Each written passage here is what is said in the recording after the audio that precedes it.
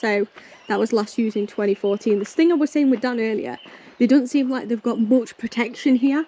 So like if something went through you, it's just glass. It's not like Hyperflex glass or anything like that. It would go straight through you, which is actually quite scary to think about, I think, actually.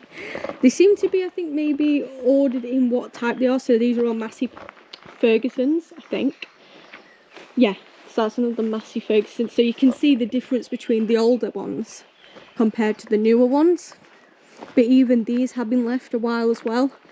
So these aren't even new. We're going towards the new stuff.